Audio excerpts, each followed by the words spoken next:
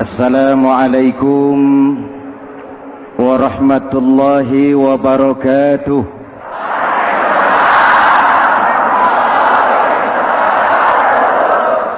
Alhamdulillah wassalatu wassalamu ala Rasulillah Sayyidina Muhammad ibn Abdullah wa ala alihi wa sahbihi wa mawala, amma ba'du. Hadirin hadirat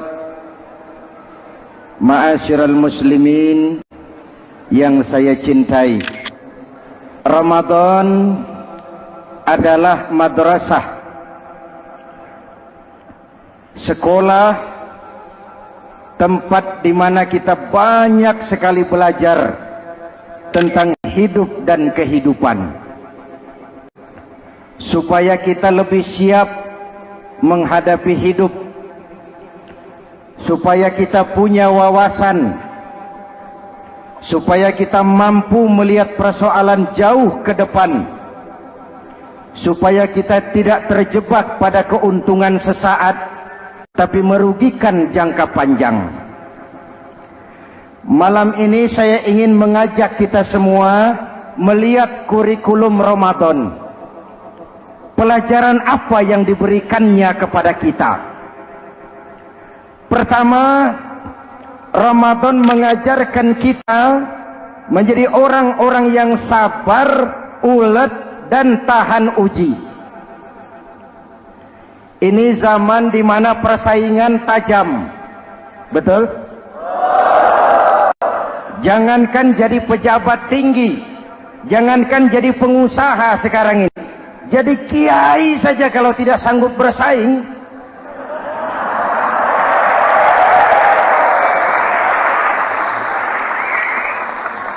ini bahasa kasar tapi jujur.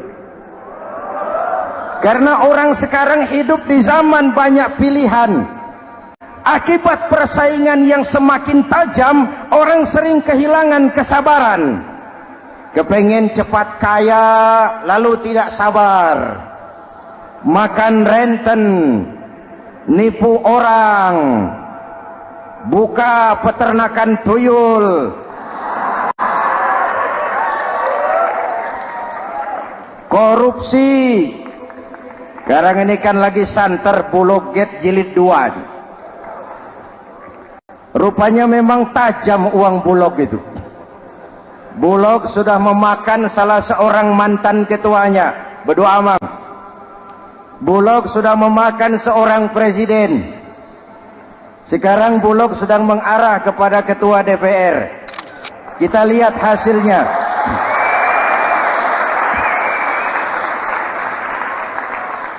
Tentu saja kita prihatin, karena kita tahu ekonomi kita sedang sulit.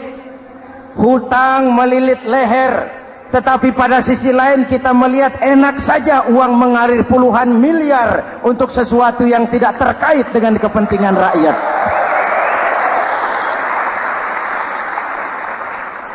Karena itu puasa mendidik kita sabar, biar lapar melilit perut, biar haus mencekik tenggorokan. Kalau maghrib belum datang, jangan sentuh makanan, jangan ambil minuman. Sabar. Betul?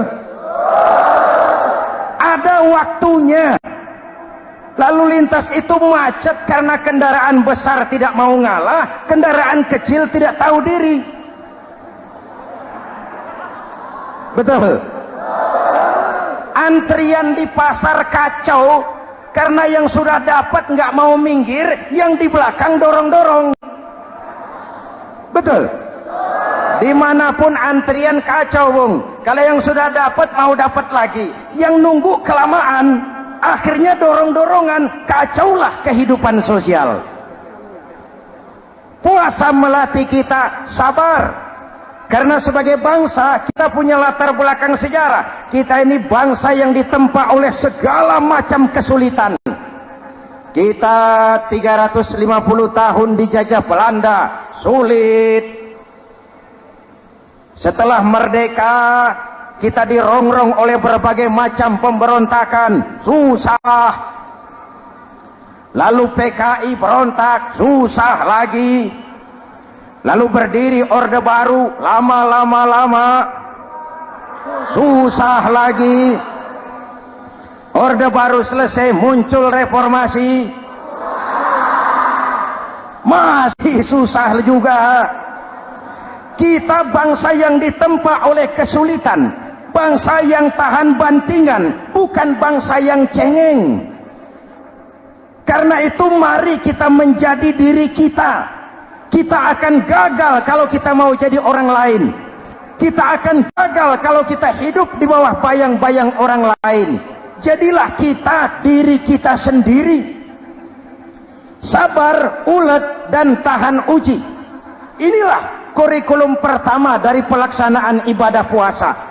Sehingga dengan dibekali sifat sabar, kita bisa mengendalikan diri. Manusia hebatnya ya. Ayo kita banding-bandingkan. Malaikat, binatang, manusia. Malaikat tidak diberi nafsu, hanya diberi akal. Kalau malaikat tidak pernah salah, wajar. Jibril nggak pernah korupsi ayat. Ini ada ayat bagus, saya pakai sendiri saja ini. Tidak. Malaikat maut tidak pernah salah address mencabut nyawa orang yang belum waktunya mati. Tidak pernah. Dan itu wajar. Malaikat makhluk tanpa alternatif. Secara instinktif dia diciptakan untuk taat. Sebaliknya binatang diberi otak tapi tidak diberi akal. Binatang hanya diberi nafsu. Kalau binatang tiap hari salah, wajar. Ayam, kalau sudah datang syahwatnya, tidak usah menoleh. Ini banyak orang apa tidak? Betul. Kuda keliling kota, tidak pakai celana, tenang saja. Betul. Dan wajar, namanya juga binatang. Sedangkan manusia diberikan akal dan diberikan nafsu. Tiap hari terjadi perjuangan. Kadang akal menang, kadang nafsu yang menang. Ketika akal menang, kita lebih tinggi dari malaikat. Ketika nafsu yang menang, kita lebih rendah daripada binatang. Hadirin yang saya cintai, itu pelajaran pertama, sabar, ulet, tahan uji. Lalu pelajaran yang kedua, melahirkan sikap istiqomah. Punya stabilitas temperatur batin, istilah sekarang. Soal istiqomah ini saya tidak akan menjelaskan pengertiannya. Saya mau cerita saja. Mau dengar nggak? Ini tentang istiqomah. Dalam satu pertempuran, Jenderal Salahuddin Al-Ayyubi bersama tentaranya, tentara Islam, pernah mengalami kekalahan. Karena kalah, banyak yang ditahan jadi tawanan orang-orang kafir, beberapa perwira dan banyak ofsir. Tercatatlah ada 3 orang ofsir jadi tawanan raja kafir ini. Satu hari raja kafir musyawarah dengan perdana menterinya. Perdana menteri, saya tuan raja, ini tawanan Islam ini enaknya diapain? Kalau enaknya sih dibunuh saja tuan raja, selesai urusan. Soal bunuh sih gampang, Perdana Menteri. Maksud tuan raja, bujuk saja agar dia meninggalkan Islamnya, ikut ke agama kita. Nanti kita kasih hadiah. Begitu. Iya, baiklah. Besok saya sidang 3-3-nya. Besoknya ini 3 ofsir disidang di tempat terbuka langsung oleh Perdana Menteri. Mula-mula dipanggil ofsir pertama. Ofsir pertama, ya Perdana Menteri, sini. Baik. Kamu tahu kamu siapa? Tahu. Siapa kamu? Tawanan. Iya, kalau tawanan bisa diatur kan? Diatur bagaimana? Kamu mau nggak ikut saya bersama Tuan Raja meninggalkan Islam agamamu, mengkhianati saudara-saudaramu sebangsa, setanah air, sekeyakinan? Ikut dengan saya, tinggalkan Islam. Nanti kamu akan saya angkat jadi pejabat tinggi, gaji cukup, rumah cukup, kendaraan cukup, istri cukup. Tapi kalau kamu menolak, kamu akan saya bunuh. Tuan Perdana Menteri, ya. Apa Anda menyangka selama ini saya berjuang karena kepengen kedudukan yang tinggi? Nih. Tuan menyangka saya berjuang ini karena kepengen harta yang banyak, jaminan hari depan yang memadai? Tidak, Tuan Perdana Menteri. Saya tinggalkan keluarga, kampung halaman, sanak famili, handai taulan. Saya jihad karena mengharap ridho Allah Subhanahu wa ta'ala. Tapi sekarang kamu tawanan kan? Itu resiko perjuangan. Kamu tidak mau meninggalkan Islam? Tidak. Kamu akan saya bunuh. Silakan. Kamu tidak takut mati? Tidak. Kamu berani? Dari kemarin. Apa dikira baru sekarang saya berani? Tuan Perdana Menteri, saya berharap memang saat-saat seperti ini bisa saya temukan.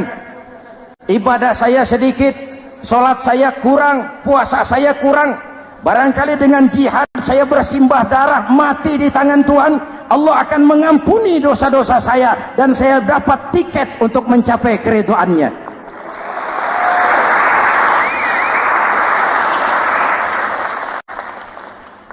Gila kamu, biarin. Kalau ini Tuan anggap gila, saya bisa berbuat lebih gila dari ini. Saya bunuh kamu, bunuh.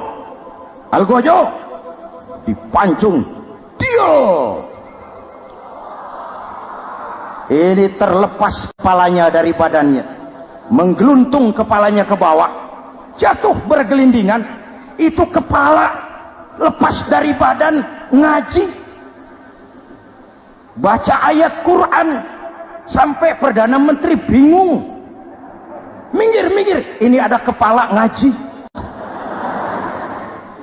Ayat yang dibaca, ya ayyatuhan nafsul mutmainnah, irji'i ila rabbiki radiyatan mardiyah. Wahai jiwa yang tenang, kembalilah kepada Allah dengan diridhai. Masuklah ke dalam golongan hamba-hambaku dan masuklah ke dalam surgaku. Matanya terpejam rapat, bibirnya tersenyum. Dia gugur sebagai syahid karena membela keyakinan. Dia istiqamah, tidak goyah oleh tawaran jabatan dan kedudukan yang tinggi.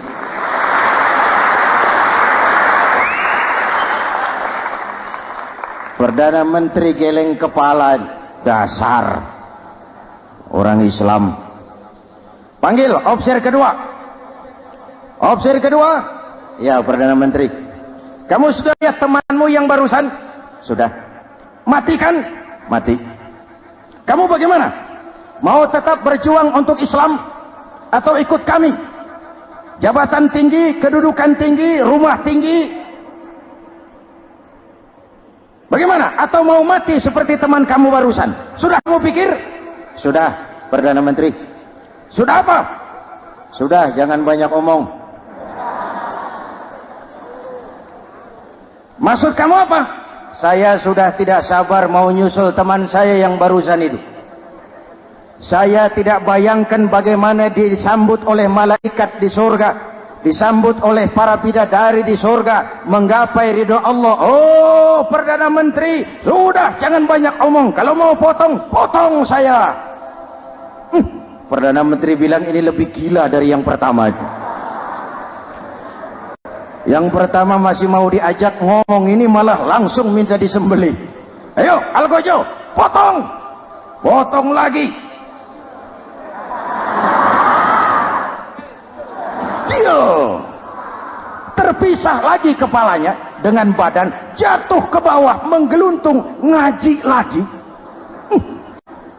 Ayatnya yang dibaca, wujuhun yawma izin nadirah ila rabbiha nadirah.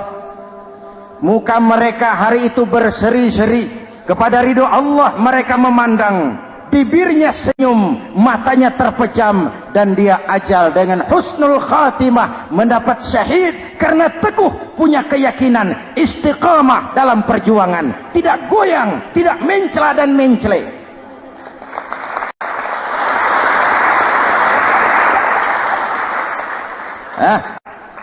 Opsi ketiga, sini. Siap, Perdana Menteri. Kamu sudah lihat nasib 2 orang teman kamu? Sudah. Mati kan? Mati. Kamu mau seperti dia? Oh, tidak, Perdana Menteri. Saya tidak mau mati. Daripada mati kan lebih baik hidup. Kamu mau ikut saya? Mau, Perdana Menteri. Mau. Gaji besar, rumah besar, kendaraan besar, istri.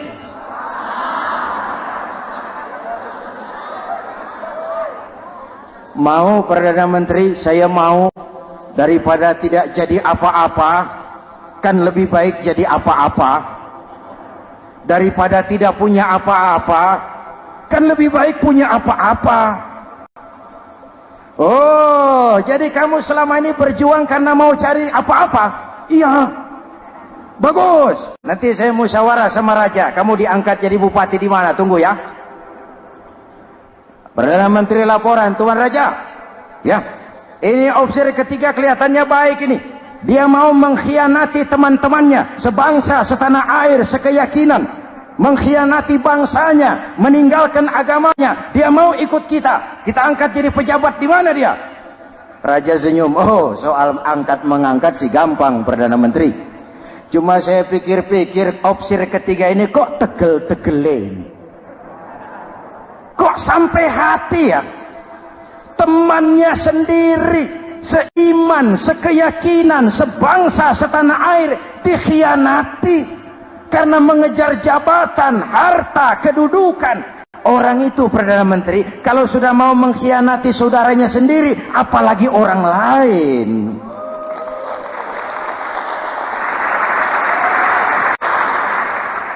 Ini opsi ketiga, ini opsi bejat. Anda bayangkan temannya sendiri dikhianati, nanti kalau ada kesempatan kita ditikam dari belakang. Jadi bagaimana Tuan Raja? Malah kalau saya lihat yang 2 yang sudah mati itu orang hebat, Perdana Menteri. Punya pendirian, istiqamah. Malah kalau bisa yang 2 itu dihidupin lagi. Loh, dihidupin bagaimana Tuan Raja, sudah kadang mati. Jadi bagaimana ya opsi ketiga ini? Bunuh. Buat apa piara benalu jadi duri di kaki nanti? Bunuh. Baik, Perdana Menteri kembali. Opsi ketiga, siap Perdana Menteri. Saya jadi bupati di mana? Bupati. Modar sampean. Loh, saya mau dibunuh. Bunuh. Katanya kalau ikut agama Tuan, meninggalkan agama kami, saya akan jadi pejabat tinggi. Kamu opsi bejat, kamu tidak punya pendirian. Saudaramu sendiri seagama kamu khianati, apalagi orang lain. Potongan kayak kamu jadi pejabat, rusak negara.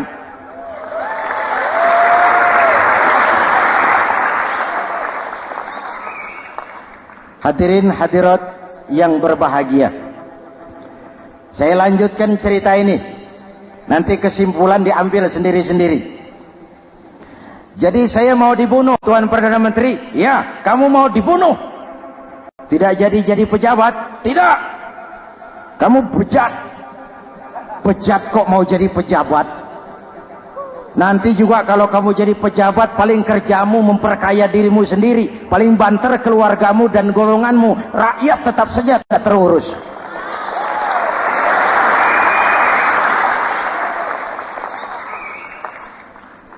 Paling-paling kamu kalau sudah jadi pejabat tinggi, kerjamu cuma membuka, meresmikan, berkunjung. Berkunjung, meresmikan, membuka. Membuka, meresmikan, berkunjung. Lah kapan kamu ngurus rakyatnya? Bejat kamu. Jadi saya dibunuh. Bunuh. Iyalah, kalau mau dibunuh ya saya bunuh. Tapi saya mau Islam lagi ah. Terserah, mau Islam lagi mau tidak, kamu tetap akan dibunuh. Iya, saya mau Islam lagi. Ayo cepat. Iya Pak, saya mau syahadat dulu. Cepat. Iya Pak, asyhadu macet lehernya. Ayo cepat. Iya Pak, asyhadu tidak bisa mengucap syahadat. Ayo cepat. Iya Pak, asyhadu tidak tuntas mengucap syahadat, golok algojo keburu sampai di lehernya.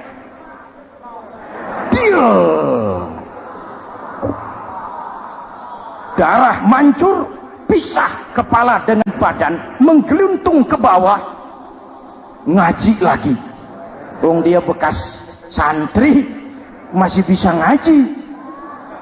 Cuma ayat yang dibaca lain sama dua temannya tadi.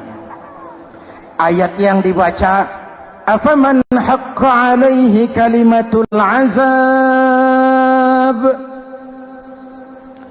afaman haqqa alaihi kalimatul azab, afa anta tunkizu man finnar. Ini ayat yang dibaca. Orang yang memang sudah dapat vonis akan mendapat azab, bisakah kamu menyelamatkan dia dari neraka? Bertahun-tahun berjuang di bawah bendera Islam untuk kejayaan Islam. Di akhir hayatnya dia tergoda oleh kedudukan dan harta, oleh jabatan dan pangkat. Dia bergeser, imannya rapuh, hilang istiqomahnya, ditinggalkan agamanya, dan dalam keadaan begitu dia mati, dia su'ul khatimah. Na'udzu. Hadirin, apa guna saya ungkapkan ini? Mari kita belajar, perlu stabilitas temperatur batin. Saya sering katakan, berapa banyak orang waktu di bawah teriak-teriak berantas korupsi, ganyang korupsi, sikat korupsi, cuma karena belum dapat kesempatan. Begitu dapat kesempatan, korupsinya lebih gila dari yang dia teriaki. Betul? Waktu di bawah rajin baca ayat kursi, dapat kursi, lupa sama ayat. Betul? Betul? Ini yang memerlukan sikap istiqamah, konsisten. Hanya dengan semangat seperti ini, maka kita tidak akan goyah oleh tantangan yang bagaimanapun beratnya. Hadirin yang saya muliakan, Allah berjanji, orang-orang yang beriman, kemudian beristiqamah, tatanazzalu alaihimul malaikatu alla takhafu wa la tahzanu. Akan turun kepada mereka malaikat, seraya berkata, kamu tidak usah takut, kamu tidak usah sedih. Allah akan memberikan pertolongan kepada orang-orang yang istiqamah. Ayo kita tetap istiqamah melaksanakan ibadah hanya kepada Allah Subhanahu wa ta'ala. Nah, yang ketiga, ikhlas. Allahumma lakasumtu, untuk engkau saya berpuasa. Orang mau puji atau tidak bukan soal. Orang mau lihat atau tidak bukan soal. Kalau sudah berbuat, yang penting karena Allah saja. Keikhlasan itu, kalau amal kita adalah jasad, ikhlas adalah ruh. Saudara, hari Jumat jam 9 pagi sudah berangkat ke masjid. Apa tidak bagus? Bagus. Sarungnya baru. Samarinda kelas BHS. Sajadah tebal, tasbih panjang. Jam 9 sudah berangkat. Iya, padahal sholat jam 12. Betul. Apa pahalanya besar? Nanti dulu. Itu berangkat jam 9 itu maunya apa? Pameran sarung? Atau di dekat masjid ada janda? Atau apa? Disinilah peran keikhlasan. Keikhlasan itu bukan kata. Malah kalau kita, saya ikhlas loh, biasanya tidak ikhlas kalau sudah ngomong begitu. Ikhlas itu amalan batin. Puasa ini menyelamatkan kita dari penyakit riya. Saya ingatkan Al-Ghazali bilang penyakit dua macam, penyakit zahir dan batin. Bedanya apa? Pertama, penyakit zahir yang punya lebih tahu dari orang lain. Tapi penyakit batin orang lain lebih tahu dari yang punya. Kalau kita punya kanker darah tinggi, kita tahu, orang lain tidak. Tapi kalau kita sombong, hasud, dengki, orang lain kadang-kadang lebih tahu dari kita yang punya. Betul? Yang kedua yang dahsyat, sehebat-hebatnya penyakit zahir cuma merusak dunia. Penyakit batin merusak dunia, menghancurkan akhirat. Ginjal mati, darah tinggi mati, tumor mati, kanker mati, leukemia mati, tapi tidak berakibat akhirat. Tidak ada penduduk neraka ditanya, kenapa kamu masuk neraka? Tumor, Pak. Tidak ada. Tidak ada. Sehebat-hebatnya penyakit zahir cuma merusak dunia, tapi penyakit batin merusak dunia, menghancurkan akhirat. Sombong, penyakit batin, di dunia dijauhi orang, di akhirat neraka tempatnya. Kikir, penyakit batin, di dunia dijauhi orang, di akhirat neraka tempatnya. Betul? Maka Al-Ghazali heran, kalau diserang penyakit zahir kita panik, cepat-cepat cari dokter. Tapi kalau diserang penyakit batin kita tenang-tenang saja. Padahal penyakit batin merusak dunia dan lebih hebat lagi menghancurkan akhirat. Maka puasa melahirkan keikhlasan. Agar di dalam melaksanakan ibadah cuma kita dan Allah saja. Inilah jiwa dan semangat yang sekarang ini pun sudah mulai menjadi langka. Semuanya karena akhirnya yang subur mental penjilat. Sumuhun dawuh, pasukan kulonuun, barisan asal bapak seneng, pasukan kumaha juragan wae, organisasi oke bos. Kita miskin dengan orang-orang yang punya prinsip, yang berani berkata ya terhadap yang benar, sanggup berkata tidak terhadap yang tidak benar, apa dan bagaimanapun resikonya. Kita terlalu kaya dengan barisan asal bapak seneng, pasukan oke bos, organisasi kumaha juragan wae, dan kita miskin dengan orang-orang yang punya kepribadian, yang tegar dan istiqomah apapun resiko yang dihadapinya. Jadi dengan keluar dari sekolah Ramadan, semangat keikhlasan makin tumbuh dalam hidup dan kehidupan kita. Ibu bapak hadirin hadirat yang berbahagia, itulah makanya puasa disebut ibadah sirriyah, ibadah abstrak, cuma kita dan Allah saja yang tahu. Ini lebih mendorong semangat keikhlasan. Kata Imam Al-Ghazali, "An-nas kulluhum mauta illa al-alimun wal 'alimuna niyamun illa al-'amilun wal 'amiluna mughtarruna illa al-mukhlisun." Manusia itu mati kecuali orang yang berilmu. Orang yang berilmu walaupun hidup tidur kecuali yang mengamalkan ilmunya. Dan orang yang mengamalkan ilmunya banyak yang tertipu kecuali yang ikhlas di dalam mengamalkan ilmunya. Manusia mati kecuali yang berilmu. Yang berilmu walaupun hidup tidur kecuali yang mengamalkan ilmunya. Yang mengamalkan ilmunya banyak yang tertipu, menyangka amalnya sudah banyak, sholatnya sudah hebat, zakatnya sudah luar biasa, jihadnya sudah mantap. Banyak yang tertipu kecuali yang ikhlas di dalam mengamalkan ilmunya. Jadi amal tanpa ikhlas, jasad tanpa ruh. Itulah makanya nuansa Ramadan dengan ibadah puasa mengembangkan semangat keikhlasan di antara kita semua. Mari kita baca doa sama-sama munajat, mohon pertolongan Allah agar kita diselamatkan dari penyakit riya dan ditumbuhkan semangat keikhlasan. Ala hadhihi niyyah wa ila hadratin nabi. Al-Fatihah. Bismillahirrahmanirrahim. Alhamdulillahi rabbil alamin. Ar-Rahmanir Rahim. Maliki yaumiddin. Iyyaka na'budu wa iyyaka nasta'in. Ihdinas siratal mustaqim. Siratal ladzina an'amta 'alaihim ghairil maghdubi 'alaihim waladdallin. Amin. Bismillahirrahmanirrahim. Amin. Alhamdulillahi rabbil alamin. اللهم صل وسلم وبارك على سيدنا محمد وعلى آله وصحبه أجمعين. اللهم اجعل جمعنا هذا جمعا مرحوما وتفرقنا من بعضه تفرقا معصوما. اللهم اجعل جمعنا هذا جمعا مشكورا وتفرقنا من بعضه تفرقا مغفورا. اللهم اجعلنا من السعداء المقبولين ولا تجعلنا من الأشقياء المردودين.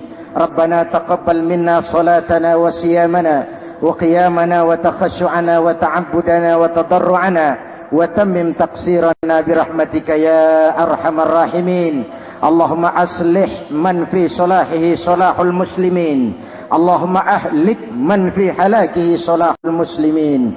Ya Allah, dengan sepenuh perasaan dan pengharapan, dengan segala keremahan dan kerendahan, kami bermohon kepadamu, berikan kami kekuatan zahir dan batin, berikan kami kesabaran dan ketabahan, sikap istiqamah dalam mengarungi hidup yang penuh ujian ini. Karuniakan kepada kami pemimpin-pemimpin yang takut kepadamu dan sayang kepada kami. Rabbana hab lana min azwajina dhurriyyatina qurrata a'yun waj'alna lil muttaqina imama. Afdalu ma qultuhu ana wan nabiyyuna min qabli. La ilaha illallah.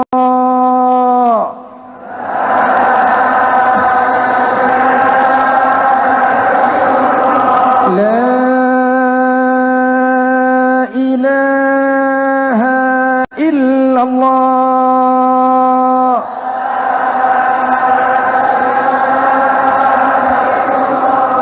Muhammadur Rasulullah. Amin. Kalimatu haqqin 'alaiha nahya wa 'alaiha namut wa 'alaiha wa biha nub'atsu insyaallah minal aminin birahmatika ya arhamar rahimin. Sallallahu ala sayidina Muhammadin wa ala alihi wa sahbihi ajma'in. Ana rabbika rabbil izzati amma yasifun. Salamun alal mursalin walhamdulillahi rabbil alamin. Assalamualaikum warahmatullahi wabarakatuh.